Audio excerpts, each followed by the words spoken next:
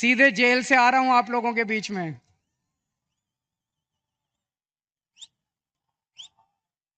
Jail का जवाब, jail का जवाब।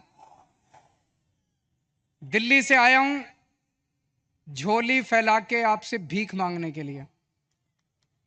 मेरे भारत को बचा लो, मेरे देश को बचा लो। हमारे देश को प्रधानमंत्री जी तानाशाही की तरफ ले जा रहे हैं। हमारे देश को बाबा साहब अंबेडकर ने एक शानदार संविधान दिया था, जनतंत्र का। जनता चुनेगी, वोट करेगी, लोग चुने जाएंगे, वो शासन करेंगे। जिनको जनता चुनेगी वो शासन करेंगे। जनता के मुताबिक काम किए। अब धीरे धीरे धीरे धीरे प्रधानमंत्री जी ये शासन, ये जनतंत्र खत्म करना चाहते हैं। मेरा उदाहरण लीजिए, दिल्ली में हमें 2015 में दिल्ली में 70 सीट हैं, विधानसभा में 70 सीट हैं।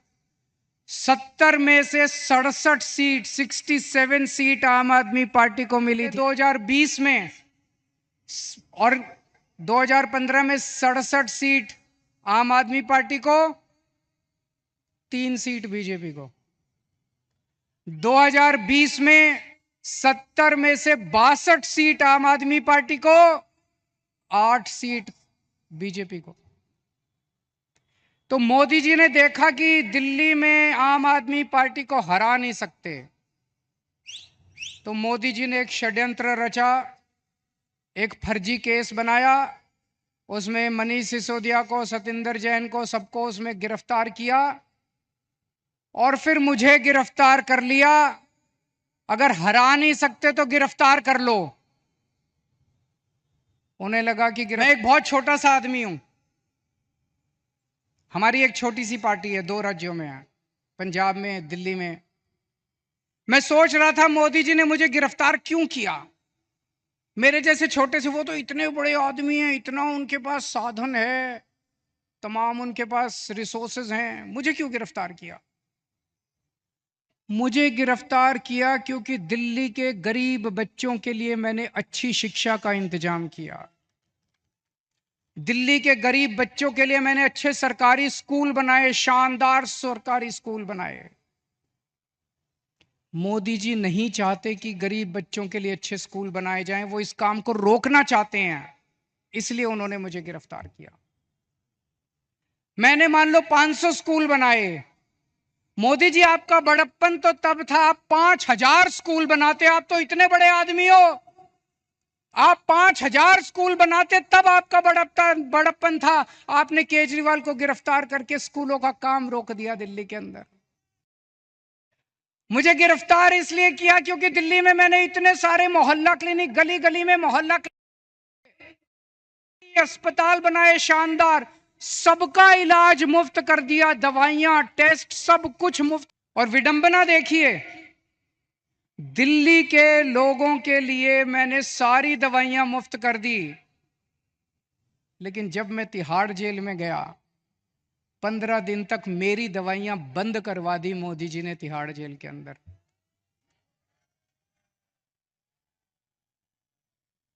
मैं शुगर का मरीज हूं 20 साल से, और 10 साल से इंजेक्शन ले रहा हूं इंसुलिन के। रोज 4 इंजेक्शन लगते हैं मेरे को इंसुलिन के, 52 यूनिट इंसुलिन लेता हूं रोज।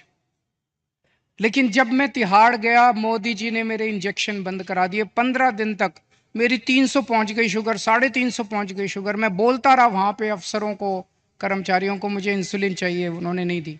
बोले ऊपर से आदेश है, इंसुलिन नहीं दे सकते। अगर किसी आदमी को कई दिनों तक शुगर हाई रहे तो उसकी किडनी खराब हो जाती है, उसका लिवर खराब हो जाता है। मुझे नहीं पता ये क्या करना चाहते थे मेरे साथ, लेकिन इतिहास गवाह है, ऐसे बहुत सारे किस्से हुए हैं जब विरोधियों को और विपक्षी पार्टी के लोगों को जेल में डाल के उनके शरीर को खराब कर दिया गया। मुझे गिरफ्तार इसलिए किया गया क्योंकि दिल्ली के सभी लोगों की मैंने बिजली मुफ्त कर दी। दिल्ली में लोगों का बिजली का बिल 0 आता है। मैं मोदी जी को कहना चाहता हूं कि आपकी बड़प्पन तो तब होता जब आप पूरे देश के लोगों की बिजली मुफ्त कर देते। आपने दिल्ली के लोगों की बिजली आप रोकना चाहते हो, इसलिए आपने मुझे गिरफ्तार किया। अब दोस्तों, ये लोग कह रहे हैं कि मुझे 2 तारीख को दोबारा जेल जाना है। मैं जेल जाऊंगा कि नहीं जाऊंगा, ये आपके हाथ में है। अगर आपने इंडिया गठबंधन को जिता दिया, अगर आपने इंडिया गठबंधन की सरकार बना दी, तो मुझे जेल जाने की जरूरत नहीं पड़ेगी। और अगर आपने कमल का बटन दबाया, तो मुझे दोबारा जेल जाना पड़ेगा। तो जो जो लोग मुझे जेल भेजना चाहते हैं, कमल दबा देना, और जो जो मुझे आजाद देखना चाहते हैं, इंडिया गठबंधन को जिता देना। जब आप बटन दबाने जाओ, तो इस बार बटन केजरीवाल को जेल भेजने या केजरीवाल को आजाद करने के लिए दबाना।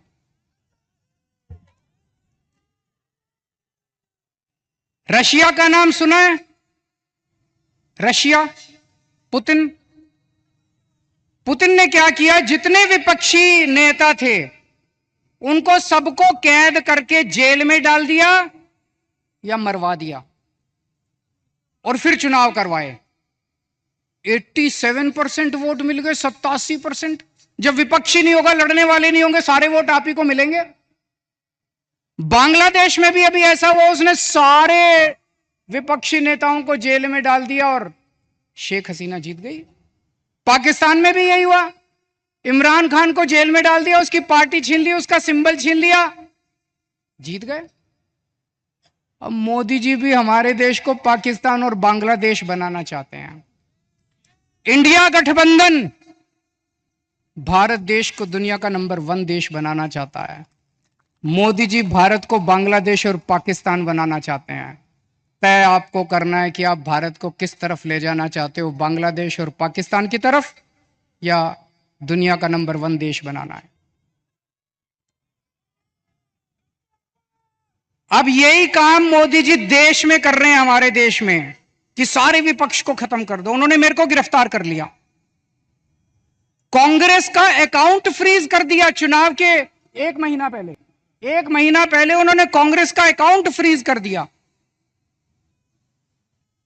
अब हमारा अकाउंट फ्रीज करने जा रहे हैं। सुप्रीम कोर्ट के अंदर इनके वकील ने बोला है कि आम आदमी पार्टी का अकाउंट फ्रीज करेंगे। शिवसेना के उन्होंने 2 टुकड़े कर दिए, शिवसेना के 2 टुकड़े कर दिए, एनसीपी के 2 टुकड़े कर दिए, स्टैलिन के कई मंत्रियों को गिरफ्तार कर लिया, ममता दीदी के कई मंत्रियों को गिरफ्तार कर लिया। सारे विपक्ष को तहस नहस करने के बाद मोदी जी कहते हैं आओ चुनाव लड़ते हैं। ये तो कायर लोग कहते हैं ऐसे। अरे मोदी जी, दम में तो आंख में आंख डाल के छाती चौड़ी करके चुनाव की तरह लड़ो ना। सबके अकाउंट फ्रीज कर दिया, सबको जेल में डाल दिया। इस वक्त मोदी जी एक बड़े खतरनाक मिशन पे काम कर रहे हैं। बहुत खतरनाक मिशन है, आपको पता नहीं, अंडरग्राउंड चल रहा है। उस मिशन का नाम है 1 नेशन 1 लीडर। इस देश में वो चाहते हैं, मोदी जी, एक ही नेता होना चाहिए। उसके लिए वो 2 लेवल पे काम कर रहे हैं।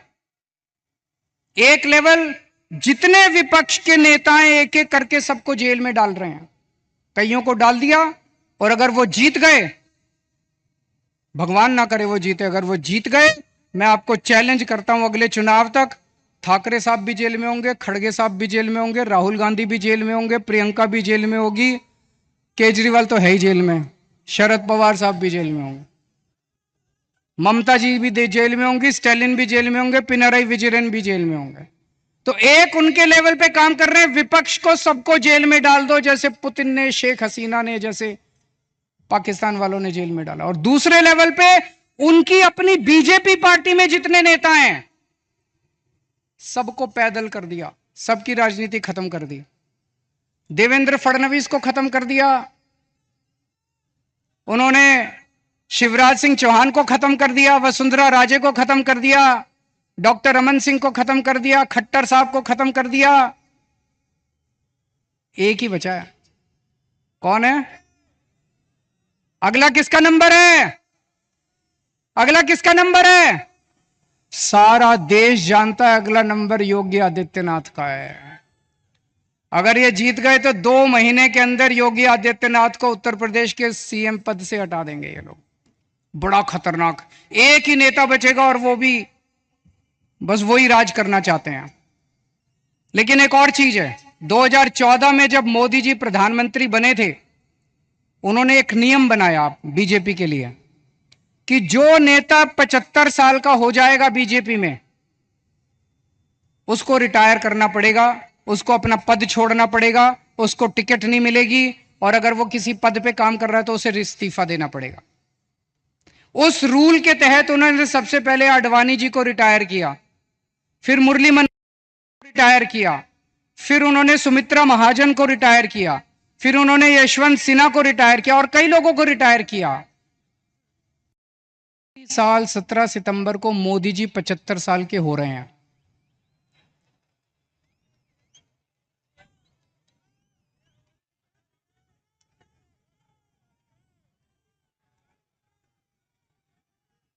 और मोदी जी ने तय किया है वो अपने बाद अमित शाह को प्रधानमंत्री बनाएंगे। मोदी जी ने तय किया है वो अपने बाद अमित शाह को तो इस बार मोदी जी अपने लिए वोट नहीं मांग रहे, अमित शाह के लिए वोट मांग रहे हैं। अमित शाह को प्रधानमंत्री बनाने के लिए वोट मांग रहे हैं। आप अपने आसपास जितने बीजेपी के सपोर्टर हैं, बीजेपी के वोटर हैं, बीजेपी के भक्त हैं, उनको बोलना अगर वो वोट डालने जाएं, ये सोच के जाएं कि वो अमित शाह के लिए वोट दे रहे हैं, मोदी जी के लिए वोट नहीं दे रहे। आंख बंद कर लें और सोचें कि मोदी जी की बजाय अमित शाह प्रधानमंत्री बनने वाले। और उसमें भी जितने पिछले 2 साल से इस पे काम कर रहे हैं मोदी जी, जितने नेता थे बड़े छोटे बीजेपी के अंदर, सबको खत्म कर दिया। शिवराज सिंह चौहान को, वसुंधरा राजे को, डॉक्टर रमन सिंह, योगी आदित्यनाथ को 2 महीने में हटा देंगे ताकि रास्ता साफ हो जाए, अमित शाह बचे केवल। यह बात मैंने जेल से निकलने के अगले दिन प्रेस कॉन्फ्रेंस करके कही थी। जैसे ही मैंने कहा, सबसे पहले अमित शाह बोले नहीं नहीं मोदी जी रहेंगे हमारे 5 साल प्रधानमंत्री, मोदी जी रहेंगे। उसके बाद एक ही दिन में 24 घंटे में इतने नेताओं ने कहा मोदी जी रहेंगे प्रधानमंत्री, मोदी जी। मोदी जी ने नहीं कहा, मोदी जी देश के सामने कह दे कि वो रूल तो मैंने आडवाणी जी से छुटकारा पाने के लिए बनाया था, मैं तो रहूंगा। या तो मोदी जी कह दे भाई मैं तो पर अप्लाई नहीं होता, ये तो मैंने आडवाणी जी की राजनीति खत्म करने के लिए बनाया था, उनको रास्ते से हटाने। लेकिन अभी तक मोदी जी नहीं बोले, इसका मतलब मोदी जी रिटायर करेंगे और यूपी के मुख्यमंत्री को हटाया जाएगा। मैं देख रहा हूं महाराष्ट्र में इन दिनों कुछ ज्यादा ही चक्कर लगा रहे हैं मोदी जी। अभी थोड़े दिन पहले आए, इतनी गंदी गालियां देते हैं वो, प्रधानमंत्री को ये शोभा नहीं देता। वो पवार साहब के लिए बोले भटकती आत्मा, ये शोभा देता है प्रधानमंत्री जैसे व्यक्ति को? शरद पवार जी की इतने सीनियर नेता हैं देश के, आपकी उनसे वैचारिक भिन्नता हो सकती है, अलग अलग पार्टी में हो सकते हैं, लेकिन थोड़ी सी इज्जत तो रखिए। 84 साल की उम्र है शरद पवार जी की, मोदी जी की 74 साल की उम्र है, 10 साल बड़े हैं उनसे, और उनको कहते हैं भटकती आत्मा। ये तो सड़क छाप बात है। वो उद्धव ठाकरे जी को कहते हैं, क्या बोले उद्धव ठाकरे जी को? नकली संतान। उद्धव ठाकरे जी को कहते हैं नकली संतान। ये कोई भाषा है प्रधानमंत्री की? इस तरह से बोलते हैं प्रधानमंत्री? ये शरद पवार की बेइज्जती नहीं है, ये उद्धव ठाकरे की बेइज्जती नहीं है, ये महाराष्ट्र के एक एक व्यक्ति की बेइज्जती है। इस बार जब वोट डालने जाओ तो ऐसा बटन दबाना कि महाराष्ट्र की इज्जत ऊंची हो और महाराष्ट्र की बेइज्जती का बदला लिया जाएगा उसे।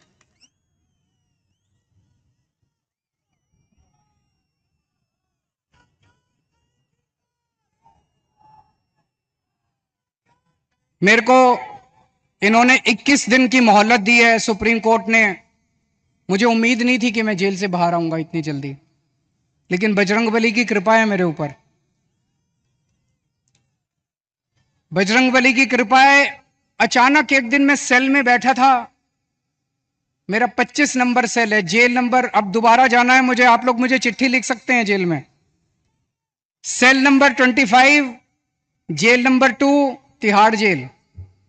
और मेरे सेल में 2-2 सीसीटीवी कैमरे लगा दिए मोदी जी ने, 2 सीसीटीवी कैमरे हैं, 24 घंटे मेरी मॉनिटरिंग होती है। 13 अफसर बिठा रखे हैं, एक एक अफसर के पास 2-2 टीवी स्क्रीन है जिसपे मैं कितने बजे उठता हूं, बाथरूम कितने बजे जाता हूं, कितनी देर टॉयलेट करता हूं, खाना खाता हूं, टीवी देखता हूं, किताब पढ़ता हूं, क्या करता हूं क्या नहीं करता।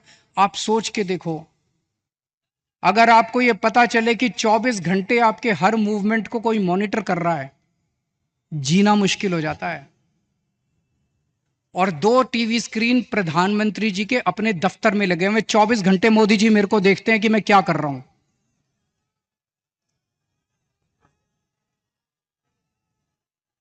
तो एक दिन मैं टीवी देख रहा था, अचानक मुझे पता चला कि सुप्रीम कोर्ट ने मेरे को बेल दे दी।